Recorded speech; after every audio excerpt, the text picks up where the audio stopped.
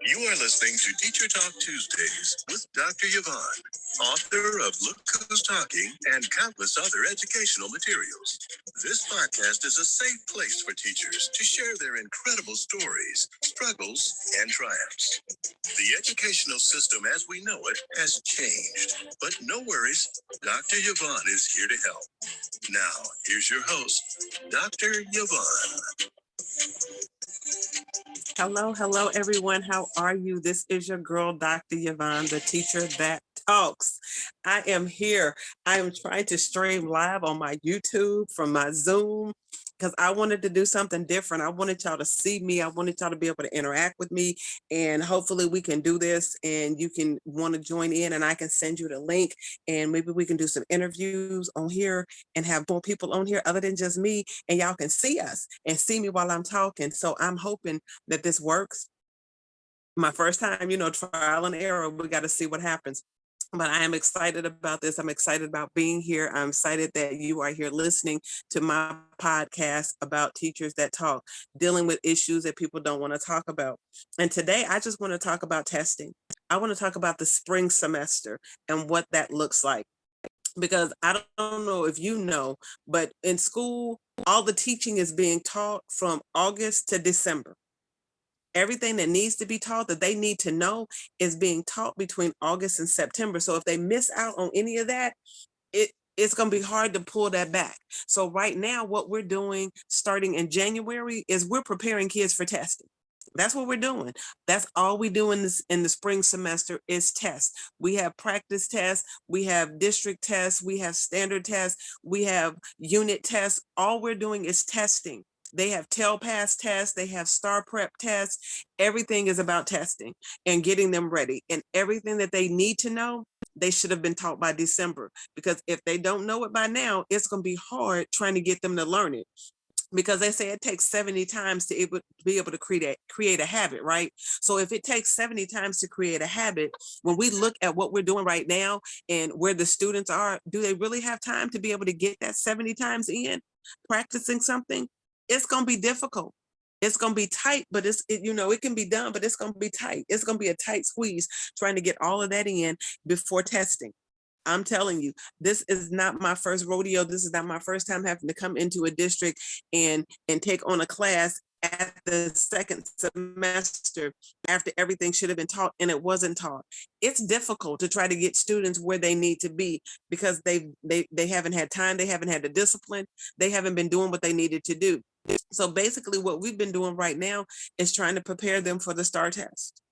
And it is difficult to prepare them for the STAR test. Now, I'm going to give you a couple of reasons why. One, because the students have missed out. Well, at least for me, the students that I'm working with, they've missed out on education since August to September. They've had a sub. So they've missed out on the things that they needed to get. Sometimes it was there, sometimes it wasn't. Kids didn't take it seriously. They didn't put forth their best effort. And now we're seeing what happens when you don't put forth your best effort. The tongue twister. So, things are lacking right now. So now we're trying to play catch up. We're trying to fix where they're lacking. And it's taking some time to do that. And then the other thing is the STAR redesign. They have a new test. They have redesigned the STAR test for our students, which is fine, but now we got to try to get them ready for that test. We've been getting them ready for pencil and paper. Now everything is online. Everything's online. We have to now teach them how to highlight using the computer, using the tools on the computer. We don't have time to teach that in the classroom. So when are they going to get these skills? But they tell them that this stuff is available. There's a calculator available on the computer for them to use when they're testing. When have we taught them how to use a calculator? See, we have to understand that tools are only as good as the user. And if you haven't taught them how to use these tools, they're not going to know how to use them. It's just going to be sitting there and they're going to be using them incorrectly. And I kid you not, I taught math and kids, the math and reading and writing, same thing. The way you talk is the way you will write. So when we don't teach our students good, correct grammar, and we don't teach our students proper sentence structure, and we don't teach them that a sentence starts with a capital letter and ends with a punctuation mark. No, you don't go around talking like that saying, "Ooh, capital T, the THE," spelling out stuff when you're speaking. No, I'm not saying you have to do that, but we have to be able to let our students know where these things take place. Even when using proper nouns, when using people's names, students don't capitalize their own names when they're writing. So where do we miss out on that one? Where do we miss out on teaching them how to capitalize proper nouns? A specific person, place, or thing. A name is a proper noun. It has to be capitalized. The word I is a proper pronoun that has to be capitalized at all times. Our students are not doing that. They are still struggling with that. Students are not doing that. And when we did our interim study on the STAR test and what they did to see where they would fall and where they would lie as far as if they took it that day, where would they be? And a lot of my students, the biggest issue that they had was grammar and sentence structure. But we don't teach that anymore. It's not taught. You're teaching them reading and literature and reading strategies, but you're not teaching them how to write. Yes, they're reading complete sentences. Yes, they're reading compound sentences. Yes, they're reading sentences that have commas and quotation marks. But if you do not teach them what that stuff is, they can look at it all day long and never be able to get it right on a test. And that has been the problem. We have not taught the English language. We have not taught them grammar. We have not taught them structure. So when it comes time for them to do what they need to do, it's not being done. It's not being done. So we have to be able to show them how to do that. It's not happening. I'm looking at my students writing. I have some students who read at an 8th, 9th, 10th grade level in 4th grade. Comprehend, can answer the question, can go back, find the evidence, all of that good stuff. But guess what? If I ask them to write a written response about it, they can't do it. They give me maybe 2-3 sentences and think they're done. I can't get them to write a paragraph because they don't know how to put what they're saying into writing. They can find the evidence, they can read it, they can find it, they can speak on it, we can have conversations about it, but as soon as I ask them to write it, they struggle. It's not there. The skill to write is not there. The thought process on how you get to that point is not there. I remember in Illinois teaching, I taught language arts and I taught writing. Language arts and writing is what I taught. I taught them how to use the English language. Taught them how to use subject verb agreement, predicates, adverbs, adjectives, nouns, pronouns, all of that stuff. I taught all of that. Exclamation, compound sentence, simple sentence, run-on sentence, all of that I taught. And in the meantime, and in teaching them that, they were able to write, because now we have to take that and transfer that into the writing process. Now that you've learned the English language, let's put it to practice. Why do I need to know this? Because now you have to write it. I remember teaching the 5-paragraph essay. We don't do that anymore. Now all they have to do is a beginning, a middle, and an end. And it has to make sense. It has to flow. As long as it continues to go, it has to flow. That's fine. That was good. I was okay with that, because you can get some substantial evidence and information in a beginning, middle, and end paragraph. You can. But now all they want you to do is give an answer and evidence. And they're only reading it, the written responses, they're only reading it in 90 seconds. I went to a training on the new STAR, and the gentleman told us how they grade the writing process. They're not looking for a 5-paragraph essay. They're not looking for sentence structure. They're not looking for capitalization and punctuation. They're not looking to see if things are spelled correctly. On the writing portion, and he informed us that he gets paid for every writing prompt that he gets to read. The more he grades, the more he gets paid. So he asked, how long do you think it takes me to read a written response? It was like, maybe a minute. You're reading the answer and then the evidence, right? And he was like, 90 seconds. It's about a minute and a half. 90 seconds. So do you really think they're looking for sentence structure? If they capitalize something, if they spelled it correctly, if there's punctuation marks? Nope. He says he's looking for an answer and evidence to support that answer. That's it. We have gone from writing a 5-paragraph essay to just writing an answer and evidence. And we wonder why our students can't write. Because it takes me more time to read your wrong work and try to correct your spelling than it does for me just to read over and say, oh, okay, here it is. It's good. You're good. We'll give it a 4 because you gave me an answer and you gave me evidence to support your answer. Was that evidence in the text? How do you know it was in the text? Did you read it? These are the concerns I have about our students in the writing process. Now, granted, on the STAR, there's passages on there where they have to find what's incorrect in the sentence. They have to be able to take 2 sentences and put them together to make one sentence. But in the writing process, the writing prompt, all they're looking for is an answer and evidence. So how are we preparing our babies to be able to write if they do not know how to identify when a sentence is incorrect? Because you're not grading them on that until they take the written part. There are passages in the STAR where students have to be able to identify what's wrong with the sentence. They have to be able to identify what needs to be capitalized in a sentence. What's in here that's correct? Which sentence is written correctly? Well, guess what? If you haven't taught them how to look at and identify and write correct sentences, how are they going to be able to identify one?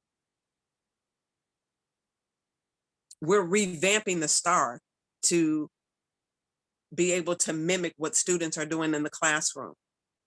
Are we really? Because I haven't had time to sit down and teach my students what a complete sentence looks like, how to write a compound sentence, how to write a sentence with series using a series of commas and words to take out the unnecessary words and narrow it down to a smaller sentence where you can still convey the same message, but not use as many words. I haven't had time to teach that, but yet it's tested on STAR. I've tried to give them the DOL in the morning, my daily oral language, where they have to fix a sentence. What's in here that's wrong? How to fix a, salutation. How to fix an address. Abbreviations. These are things that I was taught when I was growing up. These are things that I taught when I first started teaching.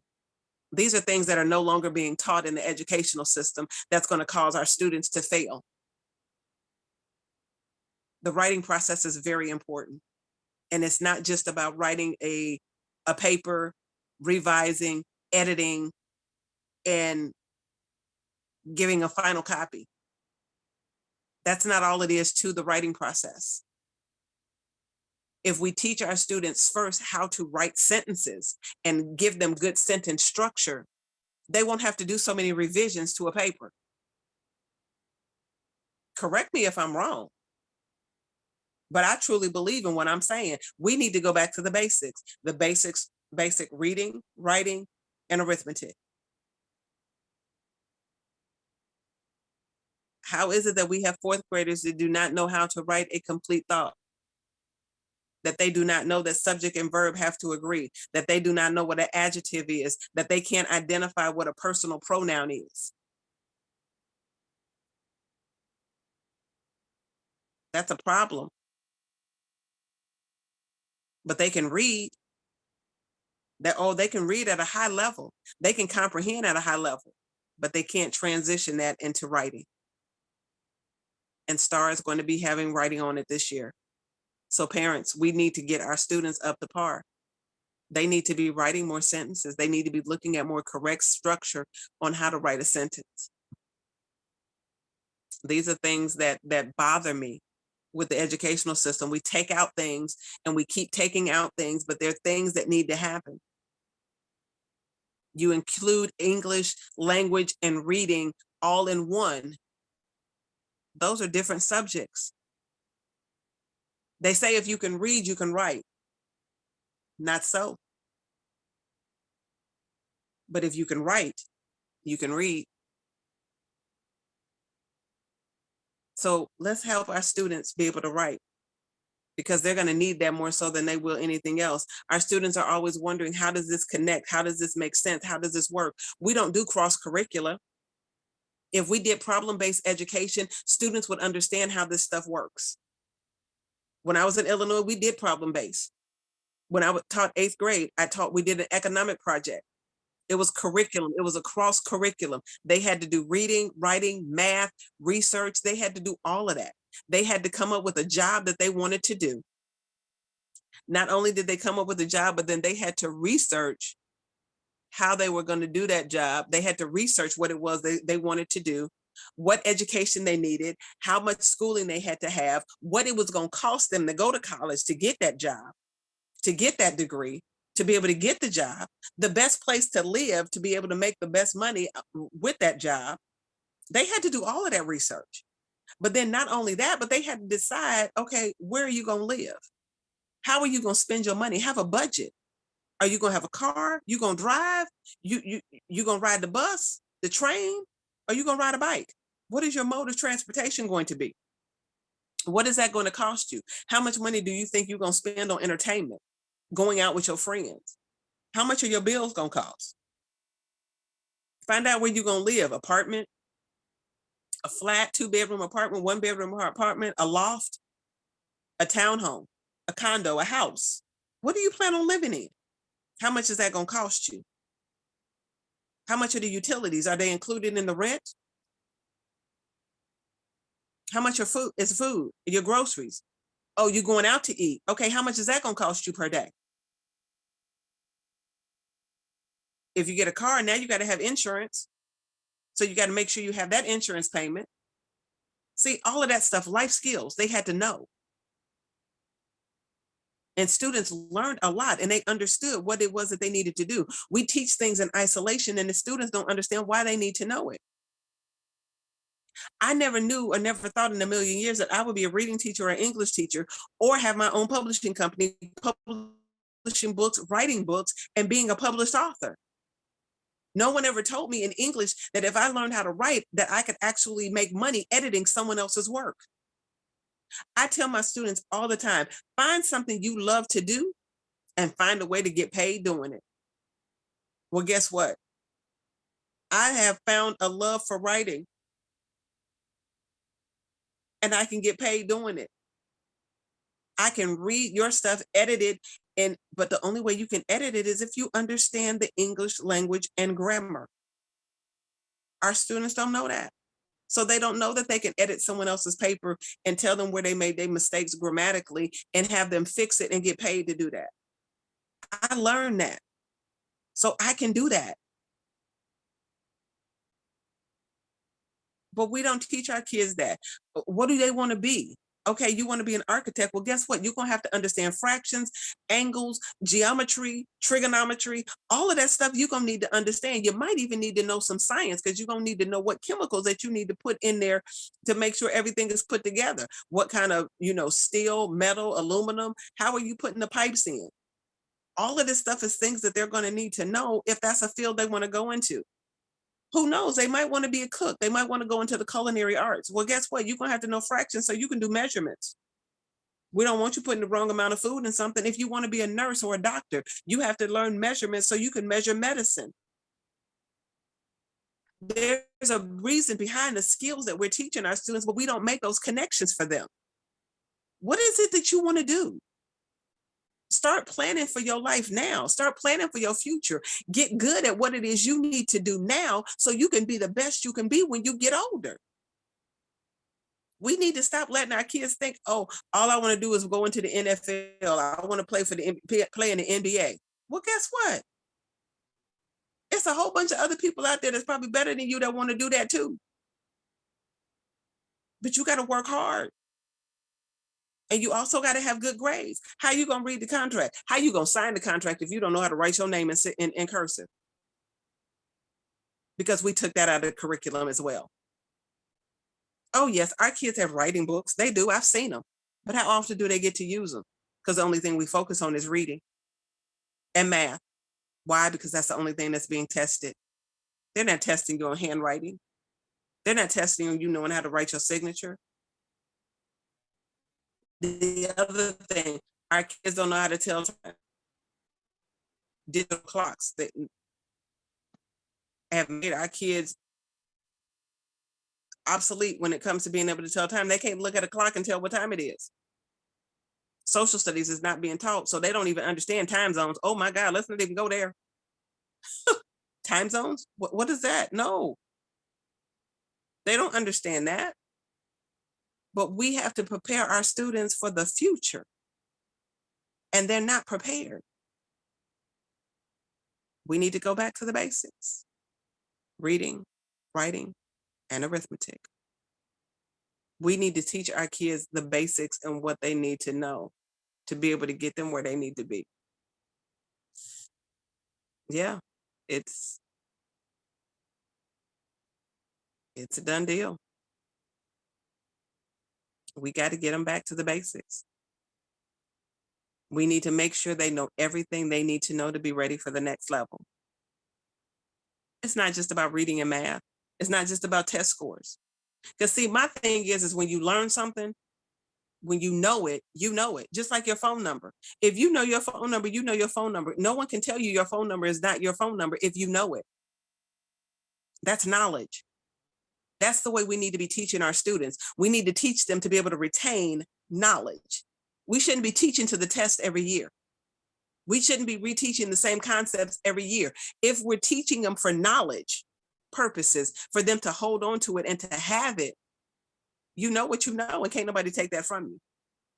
But when we're just teaching for them to pass a test, we have to reteach it every year.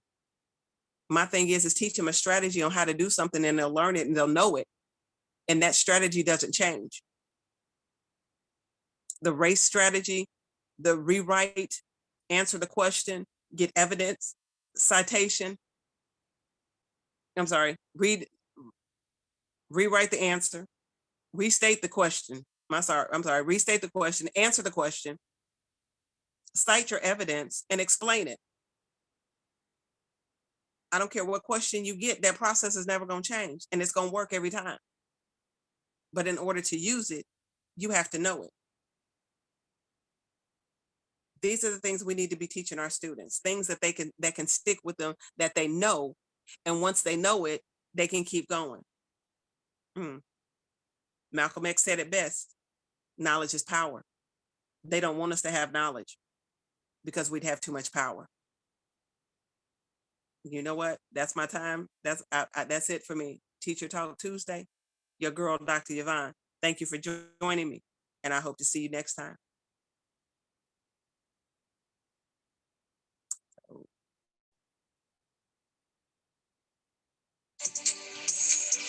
Thank you for tuning in. We hope you've enjoyed Teacher Talk Tuesdays with Dr. Yvonne. Tune in next time for more incredible stories, struggles, and triumphs.